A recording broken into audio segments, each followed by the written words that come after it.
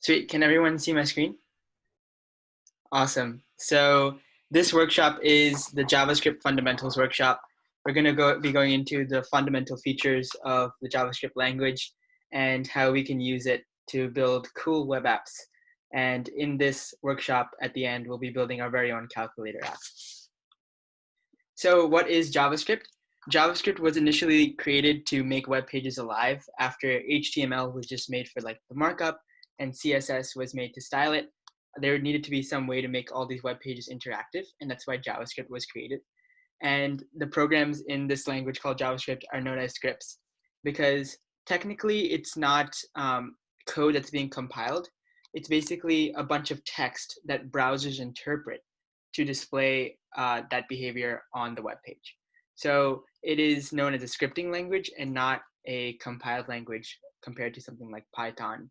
But there are JavaScript versions of JavaScript like Node.js that are compilable languages, and they're used more traditionally just like Python.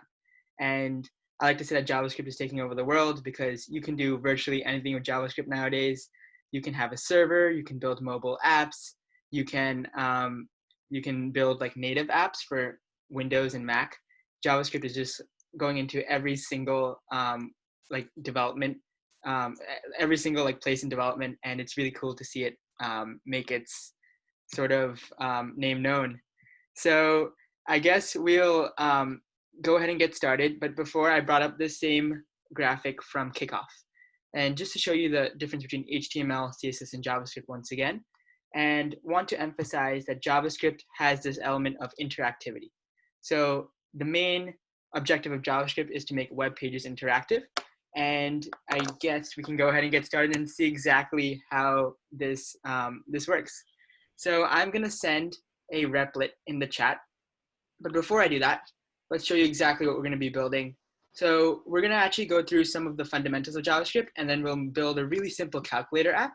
So as you can see, you can enter any number here. So you do first number, I do 40. And I'm going to type in like 50 for the second number. And then you can just click on any button, and it'll give you the answer with the operator that you selected. So as you can see, it's a really simple app, but by the end of it, you'll understand how exactly this works and how it was built. Because something as simple like this actually requires a lot of concepts and a lot of knowledge, and you'll be able to understand it by the end of this workshop. And with the knowledge that you got throughout this workshop, you'll be able to use the same concepts and build more advanced projects, and even build off of a project like this one, like the calculator app. So I'm going to go ahead and copy this replit, and I would love for everyone to make their own individual copy of this replit that I just sent in the chat.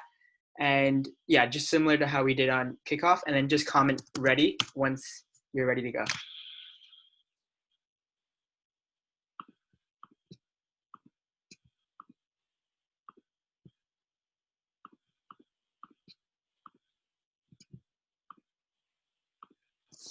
Sweet, looks like everyone's ready. Let's go ahead and get started. So the first concept that we're going to be learning is if you click on script.js, this is where we're going to be typing in all our JavaScript. And as you can see in index.html, the script.js file is imported right here. So that's how the HTML is connected to the JavaScript.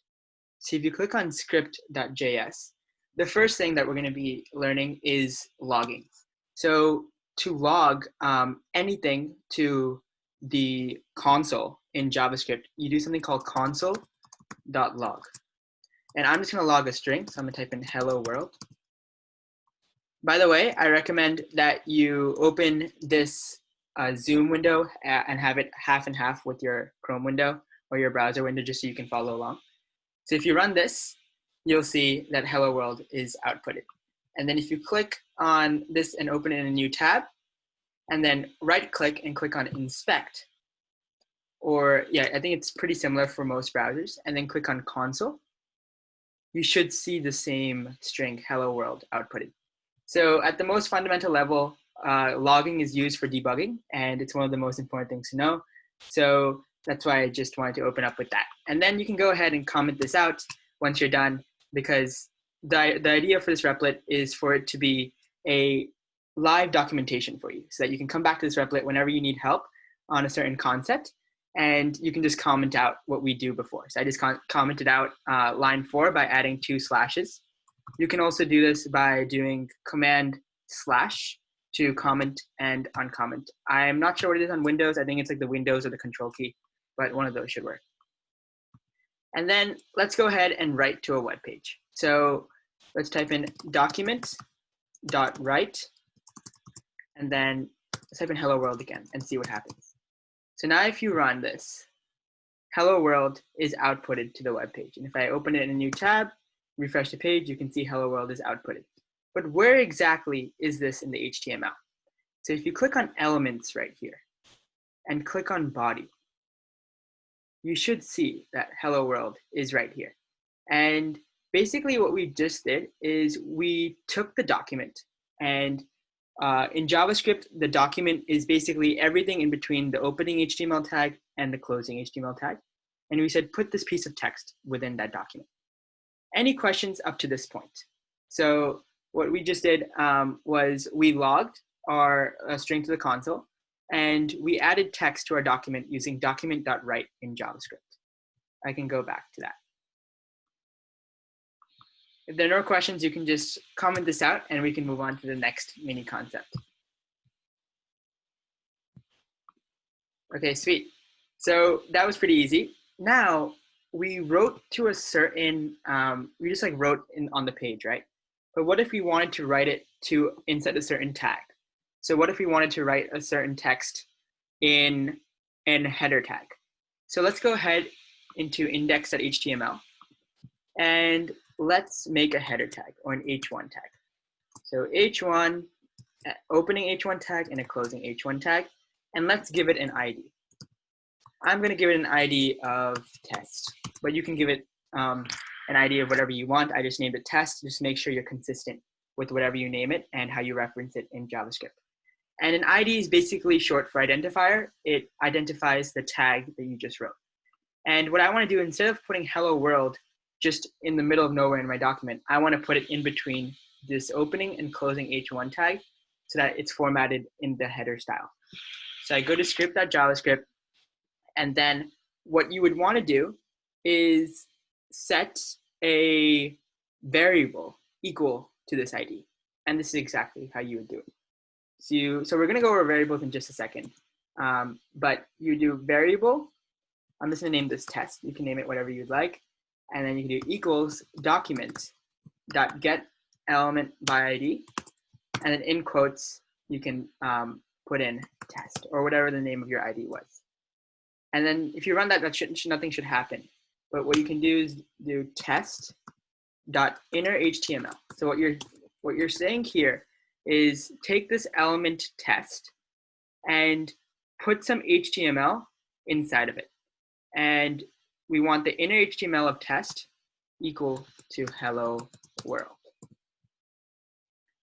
If you click run, you should see hello world in the h1 tag. So it's formatted as if it was a header tag. So just comment, got it, if you understand what exactly we did. Just to recap, what we did was we wanted to put in text within a header through JavaScript. So instead of typing in HTML, we did it through JavaScript by setting the variable test equal to document.getElementById, specifying the ID of test, and then doing test.innerHTML. So basically grabbing everything that's in between this opening h1 tag and this closing h1 tag and setting it equal to the string called hello world. And that's how this hello world came on screen. So just comment got it once you're at this point and everything makes sense. If anybody has a question, feel free to unmute yourself. We're a fairly small group, so we can, okay, someone got an error. Cannot set property inner HTML of null. Okay, so that is an error that would happen if this is not correct. So are you sure, Nori, that you have an ID equal to test over here? And then in script, you reference that same ID or whatever you named it. It doesn't have to be test. Oh, you got it. It was just the quotes. Awesome. Sweet. So now that you know that, let's just comment this out so that you can reference it later. And next, we're going to do variables. Variables are fairly simple. They're just an item of data with a name and a value. So var name equals, actually I'm gonna uncomment this because we're gonna need it. So just keep line 10 uncommented. So var name equals cohort 2, let's do cohort 2. And then what we can do is test.innerHTML equals hello plus name. And this will add hello cohort 2 to our web page, because what we did is we took the test here, the test variable, and we just concatenated the string hello and the name cohort 2. So if you click run, it should say hello cohort 2. Does anybody have questions coming to this point? And variables are basically a item of data with a name and a value. So our name, the variable name of this variable is name, and the value is the string cohort 2. Awesome. So Erin saw that. Yeah, it should be above your JavaScript link, because this JavaScript will reference everything above it. That makes a lot of sense. Awesome. So now we know how variables work. We know how to log to our console. We know how to write text to our web page. Next up, let's learn about functions. So I'm going to, I can leave test up there. Yeah, so let's leave test there because we can just keep on writing to it. It just makes everything easy. So let's write our first function in JavaScript. And let's write a function for what we just did. So we just did hello cohort 2. Let's make that a function. So the way functions work in JavaScript is we type in function, then we type in the function name. So say hello. And then you have an open bracket and a closed bracket. And then in between it, we can do, we can type up our set of instructions. And my instructions here will be test.innerHTML equals hello cohort 2. So if I run this, nothing happens. Can someone tell me why nothing happened in the chat? The same ID and the h1 tag is above the JS tag. Need to call a function. Yeah, awesome. So it looks like Oliver is helping out Nisa. Thanks, Oliver. We have not called the function, exactly. So we need to call this function, and we can do that by just calling the function like this. And if you click run, it'll say hello cohort 2. Awesome. So what we did is we were able to call a function, and this was able to display text on the screen. But what if I didn't want to just say hello to cohort 2? What if I wanted to say hello to a bunch of different people? So what we can do is we can use something called a parameter. And this will be a variable that we pass in. And this will allow us to say hello to a bunch of different people, because we'll be passing in a variable and concatenating that with the string hello. And to use this, all we have to do is put in a variable here as a parameter to say hello, and concatenate it or add it to the hello string. And now to use this, we can be hello cohort 2. I can say hello to maybe, let's say hello to cohort 1 if they're out there. I'll say hello to cohort 02. And let's go ahead and run this. Oh, what's going on? So can someone tell me what happened here in the chat? Erin said, I've used append child before. How does this relate to inner HTML? So append child would work really well if you create an element. So you would create suppose you hadn't had a div, which was your ID, and you wanted to create multiple p tags or paragraph tags within the div. Then you would do whatever the variable of that div is that's set equal to document.getElement by ID, and you would do that div.append child the p tag. So that way you can append multiple elements. And in the to-do list tutorial, I think you go through that, but inner HTML just basically overwrites everything. And yeah, awesome. So it's called all three, but each one overwrote the previous function. Yep, right, Dylan. So each one overwrote. A way we can fix this is we can use something called plus equals. So this is basically the same thing as test.innerhtml equals test.innerhtml, whatever it was before, plus the new text. So you can either run this and you get all the cohorts, or you can do something like this, plus equals. And this is shorthand for the line that we just wrote. So if you run that, you can say hello to everybody. But I don't like how they're all on the same line. So what you can do, since this is HTML, you can just add a break tag. And in HTML, there's this tag called a break tag. And this will allow you to, it's basically like similar to new line in Python or C++, where you're able to create a line break at the end. So now we're saying hello to all the 3 cohorts. Comment function if you understand what a function is and how we use this in this context. Awesome. Any other questions before we move on?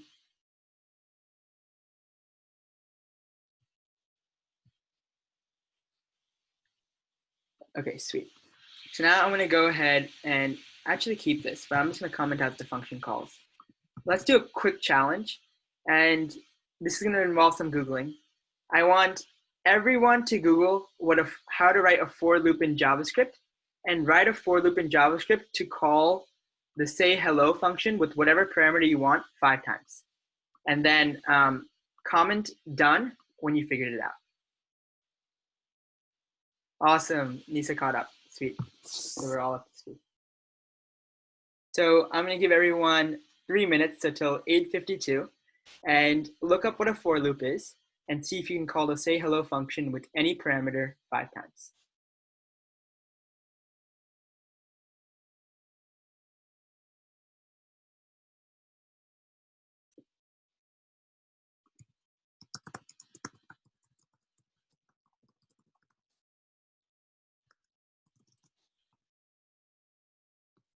Can you scroll up? Of course.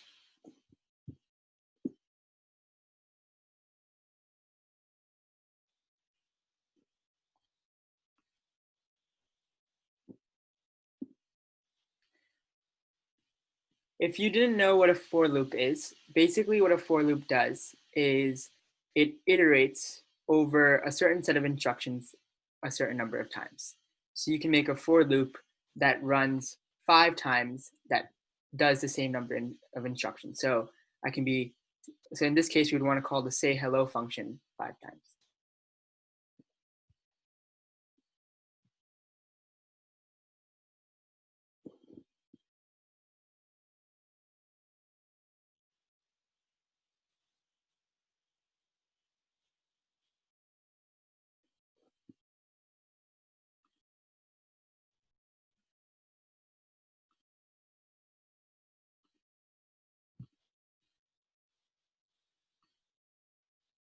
Hey Aniket. So if you scroll up, I can resend this Replit link.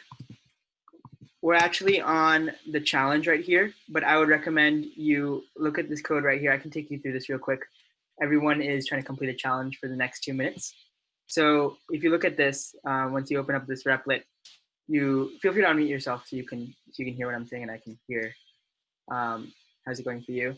But we just went over logging in JavaScript, writing to a web page, writing to a web page at a certain ID, and then just like simple functions. But you should be able to follow along if you just look at the code and try to copy and see what's going on. And I'll be glad to help a little after as well. So we have 2 people done. There's no file open. Oh, you got it, sweet. 3 people done. And don't worry if you don't get it. I know this is a lot, and it's just like a fun challenge because I think it's really worth it to try things out on your own and see if you can figure it out, because you might be super close, and I bet there's just like a small syntax error that you're missing if you can't get it. So 1, 2, 3, 4. 4 people. 5.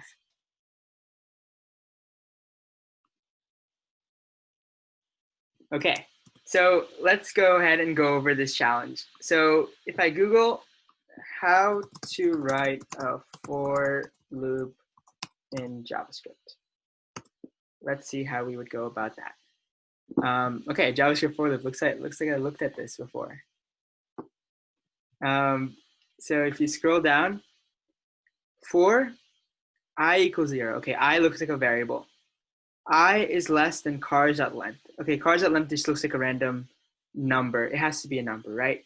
And then I++. Oh, that looks kind of complicated. What is I++?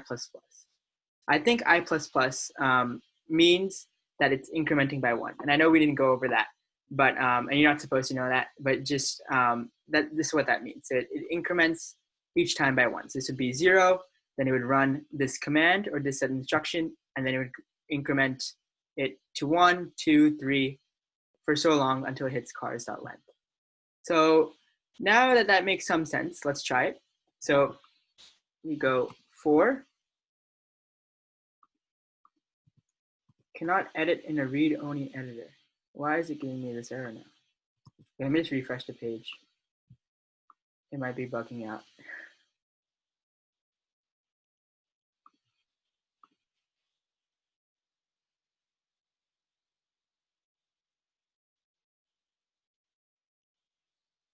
Refresh it works. Okay, thanks, bro. Okay. So for, we can define the variable right here. So var I we can just, people use I, a lot of programmers use I because it stands for index most often, but you don't have to use I, you can use anything you want.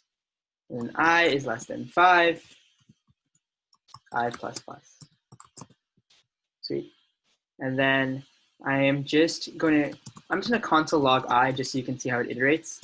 And then I'm gonna call say hello cohort 2. Sweet. So you can see hello cohort 2 was called 5 times, and you can see it iterated 5 times from 0 to 4. Sweet. So that is how we would use a for loop. And I did it like this, for I equals 0 without the var. It might have worked, but I think you would need the var for it to be good practice. Yeah, exactly, Aniket. It should be good practice to define it. So just keep that in mind. Sweet, I'm just gonna comment this out so you have it as a reference. And lastly, we have 2 more things to go over, and then we can finally go into building our calculator app. Should be pretty fun. One is just numbers and operators. So we can make 2 variables. So I'm going to do var number 1 equals 5. Var number 2 equals 10. So I just put some random numbers there. You can do whatever you want. And I just want to show you how you can use operations within JavaScript. So I'm just going to do test.innerHTML, because once again, we define test all the way up here, which is just basically equals document.getElementById, like we did before. I'm just do number 1 plus number 2. If you run this, you should see the output is on screen. We can do number 1 minus number 2. Everything works as expected. You can do multiplication as well. And you can do division. And then the last thing you can do is the modulo operator, which will just give you the remainder once you divide number 1 by number 2. Sweet. So now that we know how numbers and operators work, we have one more thing, which is event listeners. And event listeners are by far one of the most important things to know. We actually went over an event listener when we were doing dark mode at kickoff. We used the on key up event listener. So we were listening for a certain key press. Right now, we can probably learn about a couple different event listeners, but I think since you guys already got a little overview of on key up, we can do the click event listener. So I'm going to do document.add event listener. It should autocomplete. And if you see document here, document is actually referencing to the whole HTML document. So when you do document.add event listener, we're adding event listener to the whole web page. And we can go ahead and do that. And add event listener takes 2 parameters. So add event listener is a function in JavaScript by itself. The first function is the type of event listener. And you can see that Replit gives us a lot of helpful types of event listeners. There's abort, activate, before activate, blur, can play. Honestly, I do not know what all of these even mean. I only know a couple, but I do know click, which is what we want in this case. And basically, we're going to be listening for clicks that happen on our screen. So that's the first parameter that add event listener takes. What's the second? Well, it's a function. So what we have to do is pass in a function that gets called every time you click the screen. So I'm just going to name this function clicked. But there's a problem here. I haven't defined what this function clicked is. So let's go ahead and do that. So function clicked. Now there's one caveat here. Function clicked actually takes in a parameter. And this parameter is implicitly passed, meaning it automatically gets passed because we're adding an event listener. So we can just put anything here. I'm just going to put an E there to signify event. And there's always a parameter here. There's only one parameter, and that contains information about the event that just happened. So if we do console log E, let's go ahead and see what happens. If I run this and I click on my website, you can see we see mouse event is trusted getter.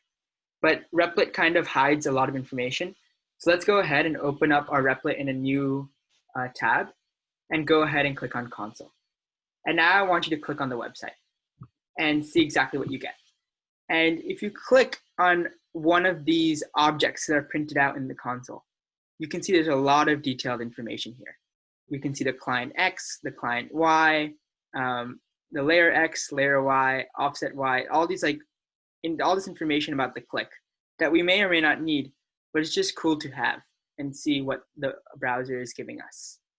So go ahead and comment click if you're able to understand what a click event listener does and how event listeners work.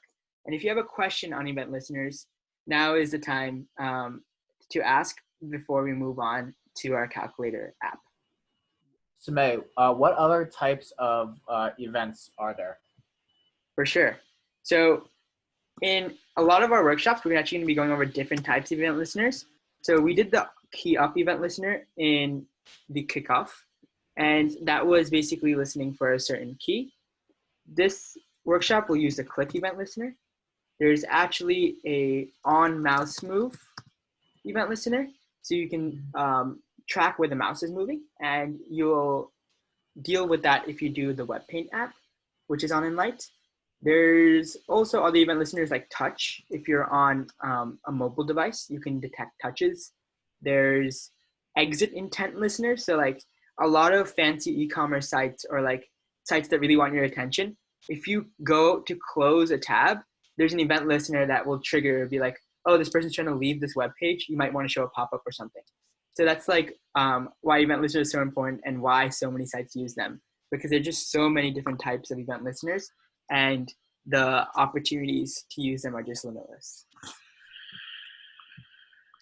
Cool. Thank you. Chat here. Can you go back to the index.html before the calculator app? Of course.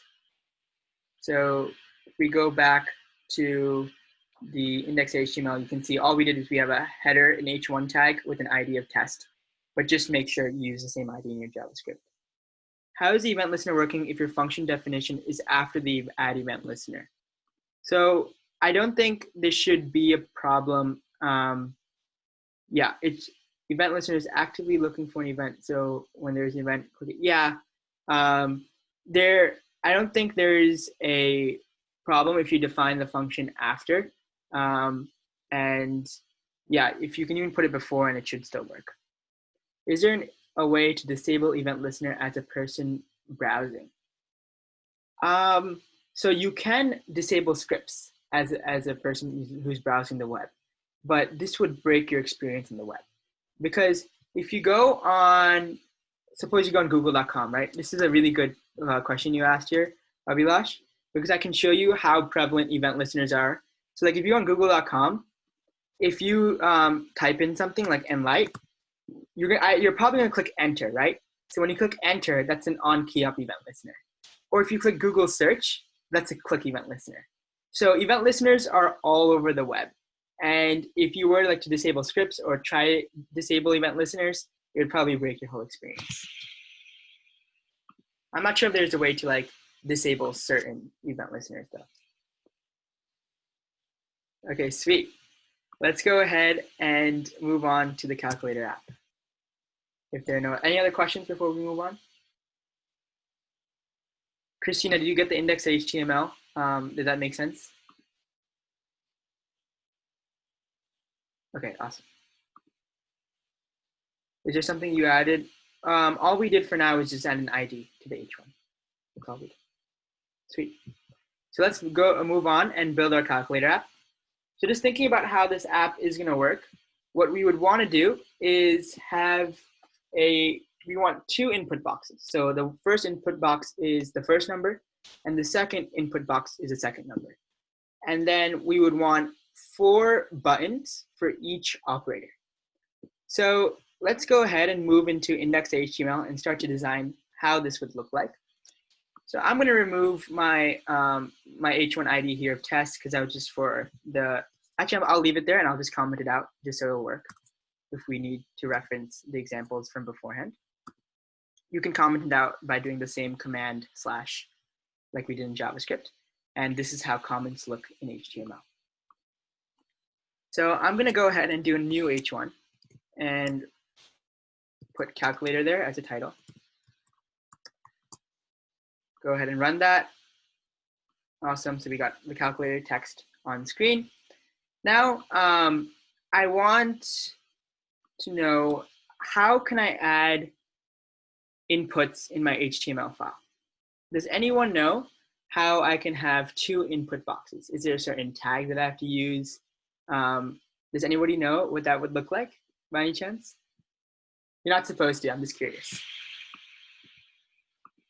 How would we add, okay, let's do this. Let's spend 30 seconds and Google how to add an input box to your HTML web page, and then send your answer in the chat. So we need 2 input boxes, one for number 1 and one for number 2. And I need help figuring out how I can add an input box onto my website. Awesome. Jonathan was the first to get it. So you can use something called an input tag. So I'm going to go ahead and add an input tag. So opening and closing. And if I run this, you should see I get a cool input right there. And then we're actually going to need 2 of them because we're for now one for number 1 and one for number 2. So if I run this, we get 2 inputs. Awesome. And now, how do we add a placeholder here? So I want to add a placeholder somewhere in this application. It says number 1 and number 2. So I'm going to type in, there's actually an attribute called placeholder. So we can set it equal to number 1. Thank you all for helping out. Have a good night. And then for the other placeholder, we can do number 2. So if you run that, awesome, we have placeholders. So yeah, we got 2 input boxes here. And what else do we need? We need 4 buttons for our 4 operations. So you can use something called a button tag, actually, believe it or not. So let's do a button tag and put a plus symbol there. And then copy and paste this for each operator.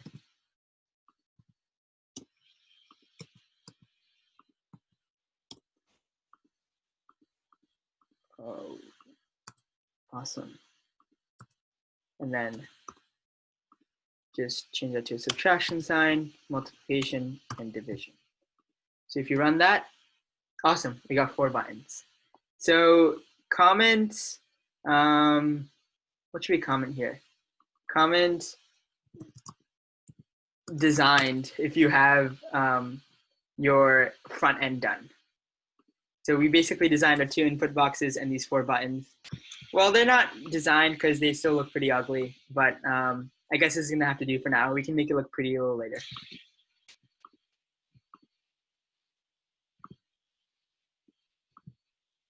I'm gonna go ahead and I'll send this replit again so you can follow along. The changes should be live. Okay, just sent the same replit, and you should be able to, anyone can just follow along and see what I'm doing. Sweet. So now we have our inputs and our buttons. Now let's make this actually work, because I type any number here, nothing happens at all. And we really want something to happen. So let's go ahead and go back into our script.js file. But before we do that, we actually need some way to reference this input in our JavaScript. Can someone tell me in the chat how I can reference this input tag in my JavaScript? I'll be about to ask, do you need a clear button on the screen? Well, the way our calculator is going to work, it's actually just going to overwrite everything. So I can just demo this real quick. So if I add this, it adds it, and I can just overwrite it, and it will actually just overwrite everything and display the answer.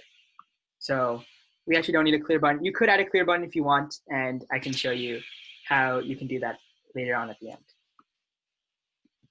Give an ID or class name to the inputs. Awesome. Yeah. Sweet, Jacqueline. That's exactly what you would want to do. But in this case, we're just going to use ID because the way to reference it in JavaScript is easier than class name, in my opinion. So ID number 1. You can name it whatever you want, but just remember to be consistent again. And ID equals number 2. Sweet. And then we would also need IDs for the buttons, because what we plan to do is first, when we click on any of these buttons, we want to get the value of what's inside the input box 1 and input box 2 and perform the operation that was clicked. So that means we need to have click event listeners on every one of these buttons. And in order to have click event listeners on every one of these buttons, we need to have an ID assigned to them too. So let's go ahead and assign IDs to each of these buttons. I'm just going to do addition, ID equals subtraction,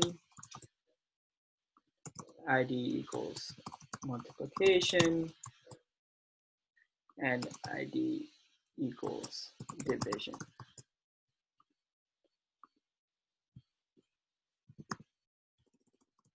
So comment ID is done once you've gotten all your IDs, so then we can move on to the JavaScript and make this calculator actually work. Is there a way we can do it in just an if statement and have it look for if plus or plus or minus or multiplication or click and then go from there? Does it not work like that? So you could do that, but the problem would arrive with when would that if statement run, right? So event listeners are really ideal in this case because we can call a function whenever that button is clicked. But if we had this if statement, it would just run whenever the web page is loaded, and it would check if the button is clicked, but it doesn't know, and obviously the button wouldn't be clicked because we just loaded the page. So if we had this if statement, we could just have maybe one button, but there has to be some way of seeing which operator was clicked by the user. And a click event listener is the best way to do that. Sweet. So let's go ahead and move into our JavaScript and scroll down to this calculator demo section. So first we got to get all the elements by their IDs. And I want everyone to get write a variable, write a line of JavaScript that sets that gets the ID or gets this input tag in JavaScript. So document.getElementById, but set that equal to a variable and send it in a chat. So ideally, we would have variable, whatever your variable name is, equals whatever the code is to fetch that ID in JavaScript.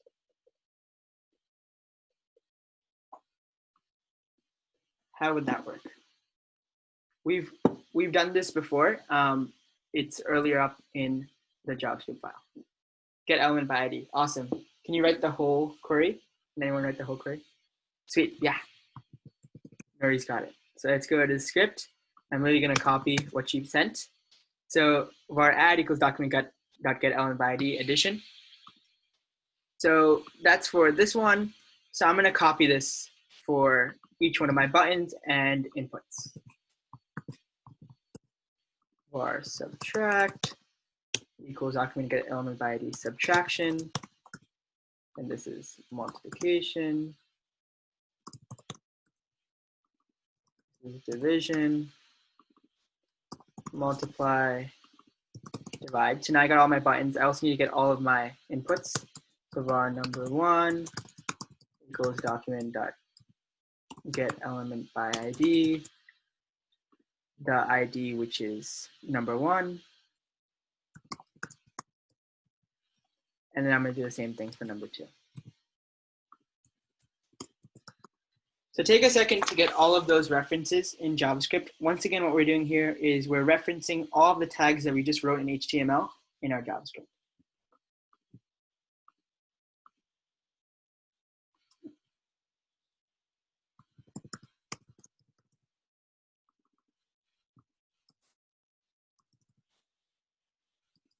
This comment referenced once you're at the stage, so then we can move on to adding event listeners to each one of these buttons.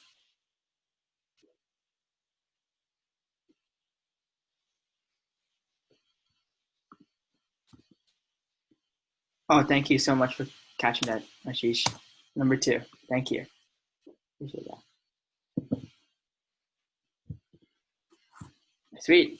Let's move on and add event listeners to each one of our buttons. So who remembers the function to add an event listener to a button? Just literally type out that function. We want to add a click event listener, so make sure that includes whatever you send. It should include a click event. Awesome. Each one actually got it. So let's go ahead and do add event listener, and then once again click, and then our function. So right now we can actually add a function right in here, but I think it would be, you can do something like this, like function. Let me just show you how this would work. So you can do function console log add button clicked. So what I did here is I just put a function right within this parameter, and that's kind of confusing, but you don't have to do this. We're actually going to do it in a different way that looks much more easier to understand. But just to demo this, if you click on the add button, it says add button clicked right here. Just to show you, whenever I click add, you can see that this gets logged out. But instead of that, let's just delete this and just type in add or add numbers. So that'll be the name of our function that we're about to write. So let's go ahead and write that function. So I'm going to do function add numbers, and then let or var sum equals number1 dot value plus number2 dot value. And the reason we do dot value is, first, let me actually just console log number1 so you can see exactly what we're looking at here. So if you console.log number1, and if you run that, take a look at my screen real quick and let me refresh the page. So I'm just gonna add like number1 10 plus. So you can see we have this input tag console logged out. But what dot value does is it takes whatever is in between the opening input tag and the closing input tag and outputs that. So what we want to do is var sum equals number1 dot value plus number2 dot value. Now, this might give us an error. Can someone guess why this might give us an error?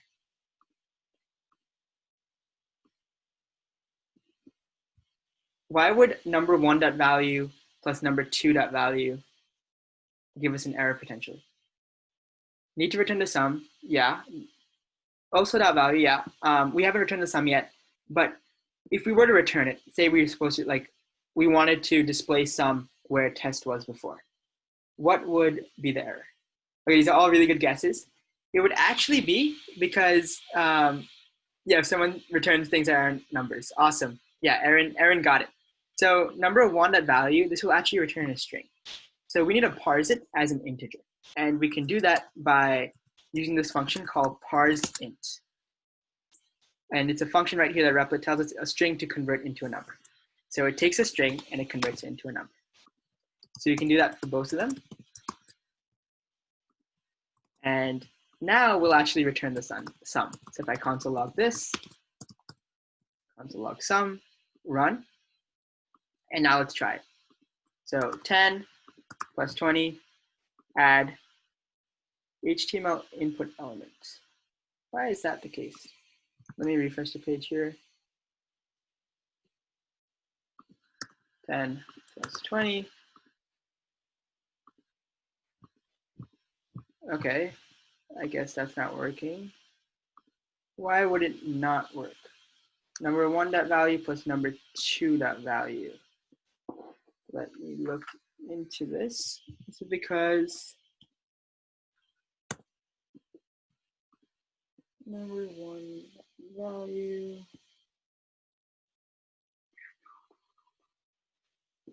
It should console log this. It's working for you? Okay, it might just be a replit error for me then. 10 plus 20. Okay, awesome, it's working. I think I just have to refresh my replit. Awesome. So I got scared there for a second. I was like, what is going on? But it's working, sweet. So we're adding the two numbers. And what we want to do is we want to display this somewhere. And I just realized we don't really have a tag to display. We could display in this H1 test, but that was used for something else. So I'm going to create a new one. Underneath calculator, I'm going to do a p tag. And let's give it an ID of answer.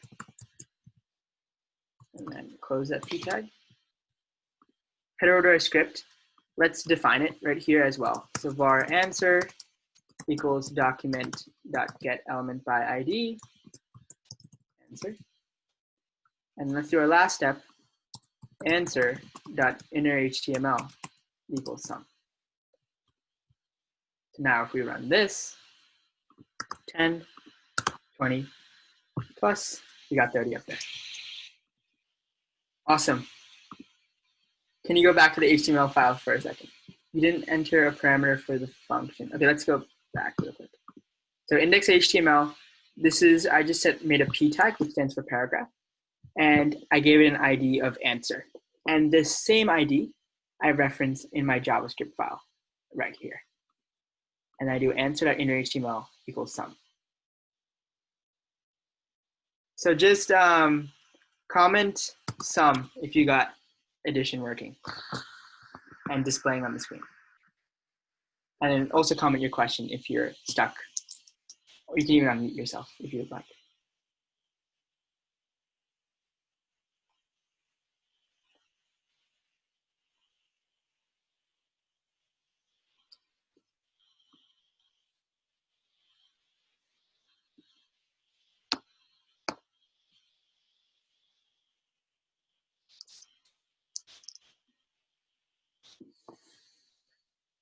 You're getting an error? Yeah, what's the error, Aniket? Feel free to unmute yourself so we can communicate faster. Document is not defined.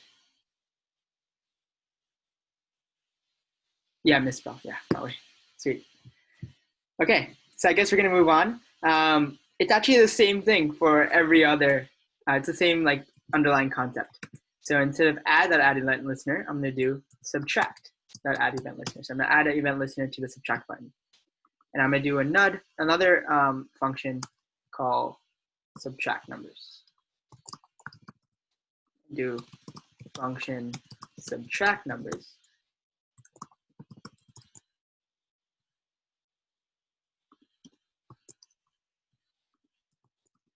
And do something similar, but this time I'll just change up and make it different instead of sum and change the operator.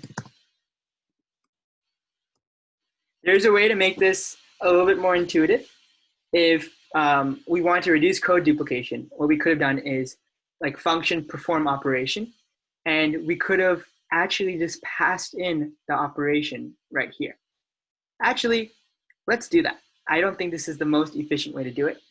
And yeah, feel free to comment out your function for adding numbers and your function for subtracting numbers. And let's do this a better way. So function perform operation. And this function is going to be a smart function. And the reason I say smart function is because it's going to be able to, it's going to be called whenever we click any of those buttons. but the only change is going to be the operator. And I'm just going to pass in a variable called operator. So let's go ahead and instead of doing add numbers, let's call this new function that we're writing perform operation. Let's pass in a string called add. Then same thing here, perform operation, pass in a string called subtract. And then let's do the same thing for multiply and divide.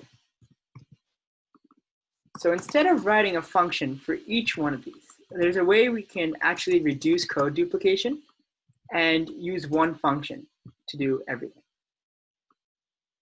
And you'll get what I mean in just a second. So in this function, we can actually use something called an if statement to check which operation was passed in as a parameter and then perform that operation. We can do if operator equals add. So if the string of operator equals the string add, we are going to want to set answer.innerHTML equal to parse int of number one.value plus parse int of number two.value. Okay, so now I'm going to run this and just test it for addition to see if it works. We're saying NaN. That's saying that means not a number. We can fix that in just a sec. I click add. Okay, let's go ahead and check this out. Why isn't answer.innerHTML adding? Operator equals add. That should work. Let's try again. Let me check the chat real quick. Maybe someone is able to spot my error. Okay. 10. Okay, let's see where our error is right here. Let's set this equal to a variable first. Var sum answer.innerHTML equals sum.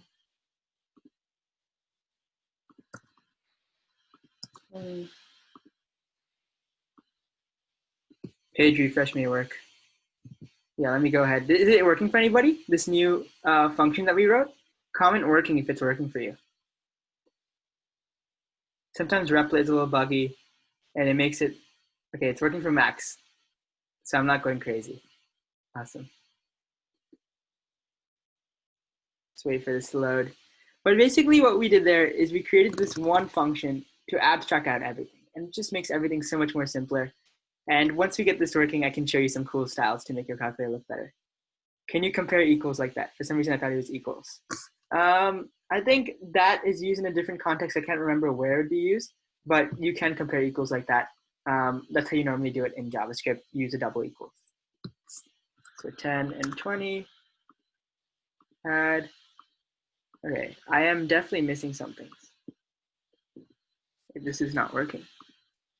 If operator equals add, var sum equals parse int number one. So like, if you want to debug this, a good idea would just be to console log the values, just to make sure everything is making sense.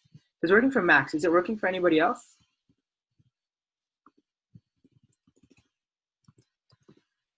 It actually just stopped working for me when I refreshed my page, so that's weird.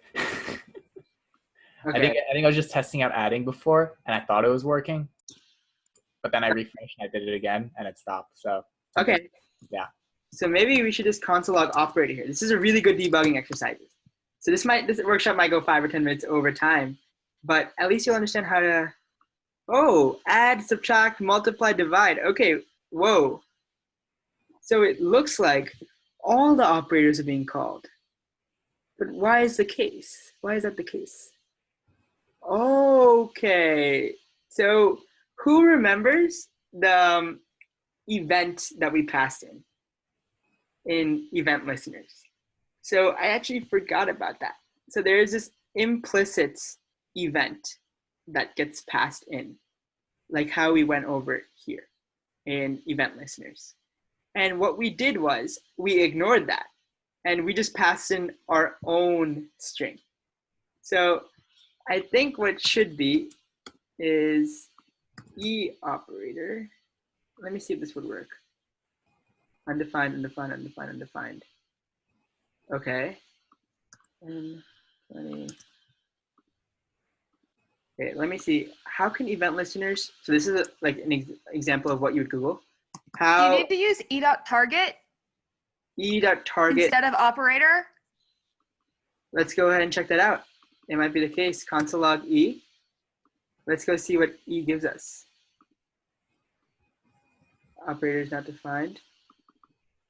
Oh, we did get add here, but it got, okay. I think e.target, that value would be what's inside of the input. But let me see how to add, how to take in a parameter in event listener function. So this is most of debugging, just Googling what you want to do and figuring out how to do it. How to pass arguments to an add event listener function. So there's a, does it matter that it is click for all the parameters? Yes, it is. It does matter, it needs to be click. Okay, got it. So what we need to do is we need to pass in a function that calls another function that gets a little bit confusing, but I will explain to you how it works in just a second. And we should end like just a few minutes over time. If you do something like this, what we have to do, operator, I'm just gonna put that back. So we were calling the function wrong. We need to call a function that calls this function. So you can do something like this. Function, perform operation, add. And now this should work for addition, and I'll answer your question in just a sec. I just want to confirm this. Sweet, it worked. So I'm just going to change this for everything else. And the reason we have to do this for everything is because event listeners pass in an implicit event as a parameter. And we can't play around with that. We have to leave that as is.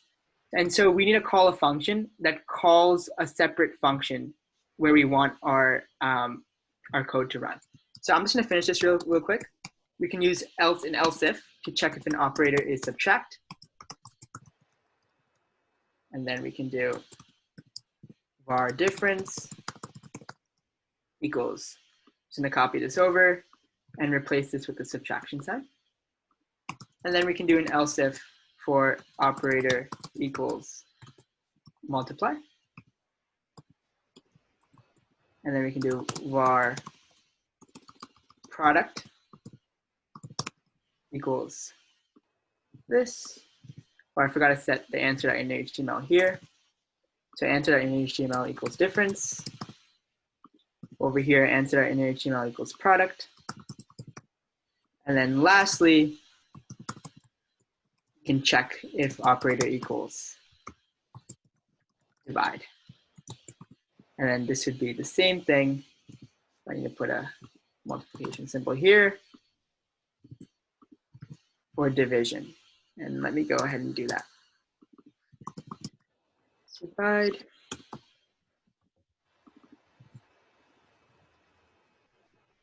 Sweet. So yeah, thanks for coming, Umar. Yeah, feel free to go. But if you have just 3 or 4 more minutes, we can wrap this up. And what we would have to do is just call this function right here. So you need to call a function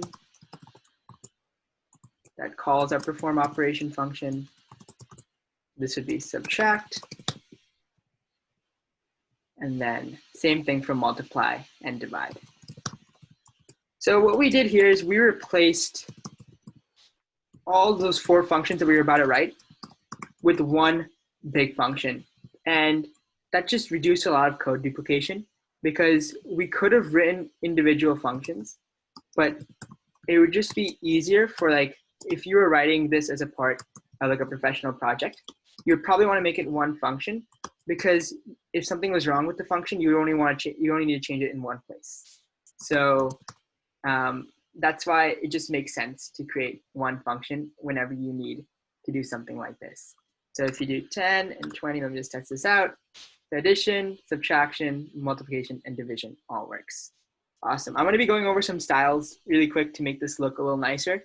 But before we do that, I know there are probably a bunch of questions on how we got this calculator working. And I would love to answer them right now. So feel free to send your questions right now. Is there a way we can format decimal places for the results Yeah. string formatting? Could you maybe send the code link once we're all done? For sure. I think if you refresh this link that I'm sending right now, you should be able to see it. As far as formatting decimal places for the results through string formatting, I think you can, but I think it will automatically, so if I make this like division, I think it automatically like limits the decimals. But if you want, you could use something in JavaScript that would limit the number. Suppose it's like 2/3 or something, and it goes on forever, it's repeating. You can limit the amount of characters that get printed. So you can limit it to 2 or 3. Samay, just want to quickly point out something. I don't know. I'm confused here. The way you wrote the add event listeners, right? Yes. Yes, you use the callback functions. Thank you. That's a very smart way to do it. But the confusion is that down below where you have a function perform operation, Yes. you have operator as the parameter there. But up above in the event listeners, you're using add, subtract, multiply. You know what I'm talking about? Inside your callback functions. I think you should be probably using the implicits over there and then using that implicit variable down below. Don't you think so? Because this is kind of odd if you look at the code, because the operator is just hanging out there on its own. Yeah, let me show you how this works. So operator is actually this parameter right here. So if I log operator to right here, I do put in any number, you can see the button that I press is console logged out. And what I did here can easily be pasted right here. So you don't even need a function. You can just do this. Right, right. I just abstracted out a function to show you and like show everyone how a function would work in this context. But if you run it and just put this all here, everything would work. But just for the sake of using functions, I figured that maybe adding a function and passing an operator as a parameter, so you can tell, okay, are you adding, subtracting? And there's really no callback going on here. We're just passing in a function to this event listener. So we're saying that whenever this add button is clicked, we reference it by the ID. Whenever this add button is clicked, call this function. And this function calls this perform operation function.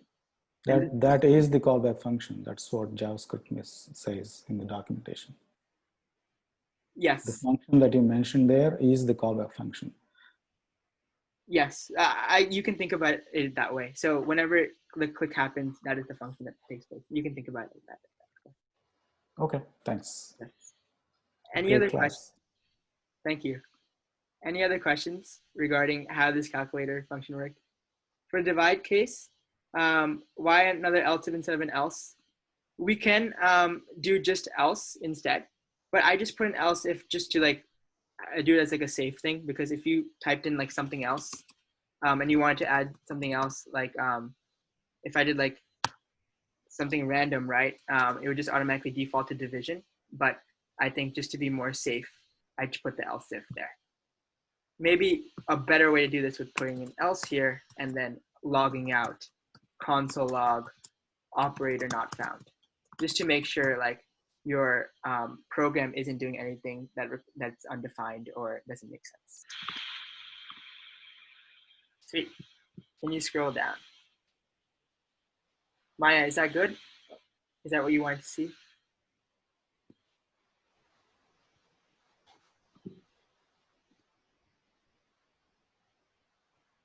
Any other questions? You can unmute yourself or ask in the chat, and I can just show you some cool style things that we can do.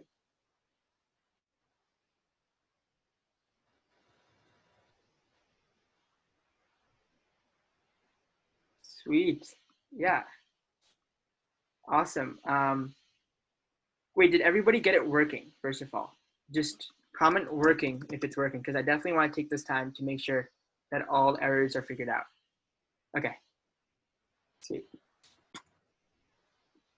I have a syntax error. Ishwar, do you want to unmute yourself and I can guide you through what might be wrong? Hey, sure. Mine says syntax error, unexpected token, in parentheses. Okay.